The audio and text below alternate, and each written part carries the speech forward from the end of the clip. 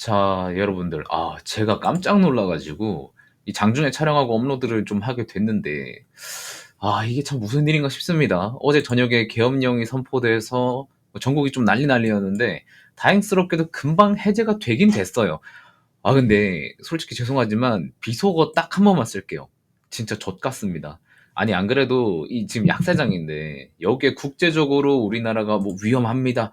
투자하지 마세요. 이렇게 홍보한 꼴이 되니까 어느 외국인 투자자들이 사고 싶겠습니까? 아니, 해당 국가의 경제 상황은 그 나라의 증시를 보면 답이 나오거든요.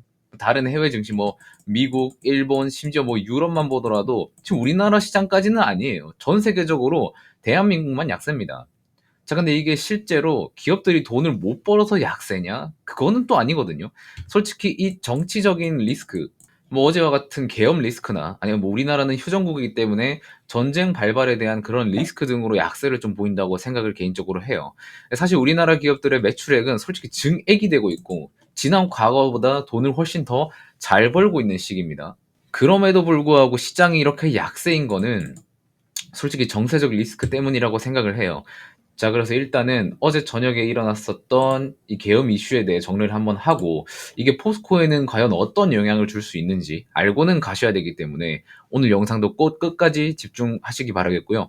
상황이 상함인 만큼 제가 구독 요청은 따로 드리지 않을게요. 다만 좋아요는 시작 전에 꼭 한 번씩만 부탁드리겠습니다. 자, 구독은 영상 다 보시고 와, 얘는 진짜 정확하다, 얘는 믿고 계속 가봐도 되겠다, 봐도 되겠다 싶으면 그때 눌러주셔도 됩니다.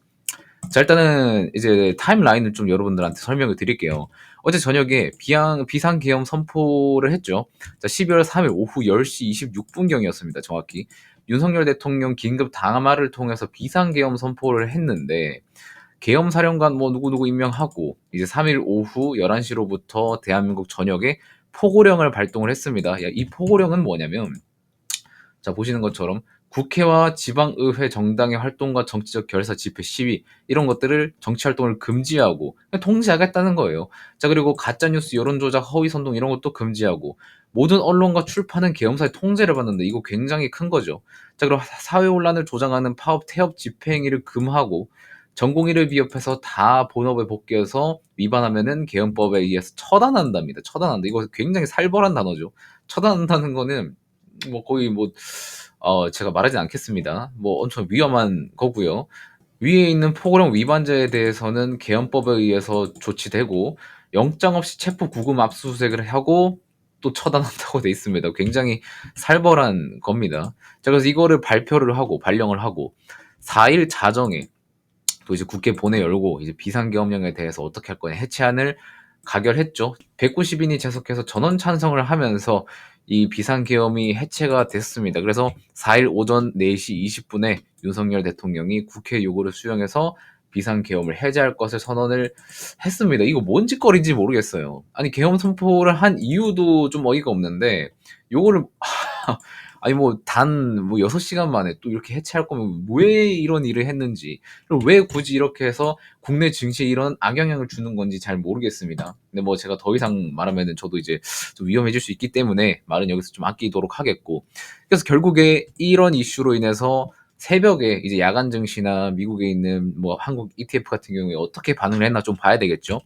자, 금융시장 반응을 좀 보겠습니다. 자, 일단 제일 중요한 거 원달러 확률이 장중에 최고가 1,440원까지 급등을 했어요. 제가 이걸 실시간으로 보고 있었는데 이게 1,400원 초반대였거든요. 근데 이게 쭉 상승을 하더니 1,440원까지 가더라고요. 이거 보고 와, 내일 진짜 증시에 외국인 다 빠져나가겠다 이 생각을 하고 있었는데, 뭐 이제 1년에 이런 과정을 거치고 해제가 되니 다시 좀 내려와서 1,418원에 마감을 했었습니다. 자, 그리고 해외 코스피 ETF 같은 경우에는 장중에 와 마이너스 7%까지 급락을 했다가 1.59%까지 좀 말아 올리면서 끝났고요. 야간 선물 같은 경우에도 마이너스 5.48%까지 급락을 했었고 이것도 다시 말아 올리면서 마감을 했습니다. 자, 그래서 금융당국은 어떻게 뭐 조치를 한다라고 했었는데, 자, 오늘 이야기가 나왔었어요. 지금 최상목 부총리 겸 기획재정부 장관께서 4일에 비상계엄 해제와 관련해서 주식시장을 포함해서 필요시에는 유동성을 무제한 공급하겠다는 이야기를 하면서 그나마 우리 시장의 하방을 좀 막아주고 있는 모습을 보여주고 있습니다. 자, 그래서 우리나라 시장 같은 경우에는 앞으로 어떻게 대응을 하면 좋겠냐를 딱 봤을 때, 자, 일단 이번 사태 이후에 국내 정치적 불확실성 확대는 불가피하죠. 지금 우리가 생각하지도 못했었던 이런 이슈들이 나오면서 심지어 미국에도 알리지 않고 시행을 했습니다. 그래서 정치적인 불확실성 확대는 어쩔 수가 없이 나타나는 거고, 단기 변동성 확대를 우리는 경계를 해야 됩니다. 자, 그래서 지금 비상계엄 선포 이후에 뭐 환율, 야간 선물 시장 이런 것도 낙폭 축소를 하고 있지만 아직까지는 정치적인 불확실성 리스크가 존재하는 거는 맞다.